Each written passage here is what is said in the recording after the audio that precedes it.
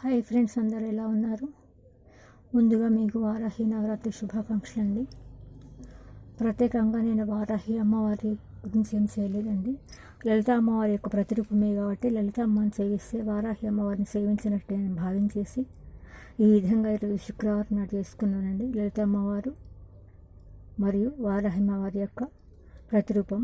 అమ్మవారి యొక్క ప్రతిరూపమే వారాహి అమ్మవారు కాబట్టి అమ్మ దగ్గరే ఉంటుంది కాబట్టి అమ్మని సేవించుకుంటే అందరిని సేవించుకుంటే అన్నట్టుగా భావించేసి నేను ఇలా చేసుకున్నానండి. ఈ పదార్థాలు ఈ విధంగా చేశానండి. పూజ బాగా జరిగిందండి. ప్రత్యేకంగా ఉగ్రరూపాలైనటువంటి దేవతామూర్తులను సేవించరాదని శాస్త్రం చెబుతుందండి. అందుకని నేను చేయలేదండి. అమ్మవారి యొక్క చిరునవ్వు మందహాసంలో ఉన్నటువంటి అమ్మవారిని నేను ఆరాధిస్తాననేది ఈ విధంగా చేశానండి. అందరికీ మరోసారి శుభాకాంక్షలతోటి వానమామలే అరుణాదేవి. అమ్మవారికి పానకం, వడపప్పు, శిరాప్రసాదం చేశానండి. నైవేద్యం పెట్టేశాను. ఈ విధంగా చేయడం జరిగిందండి.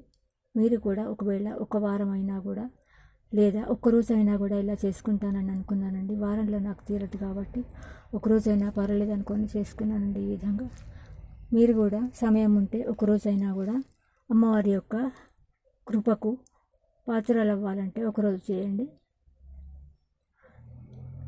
సంతోషంతో ఆ భక్తిలో లీనం కండి. అదేనండి నేను చెప్పేది. మరోసారి వారాహి శుభాకాంక్షలతోటి వానమామలి అరుణాదేవి యూట్యూబ్ ఛానల్.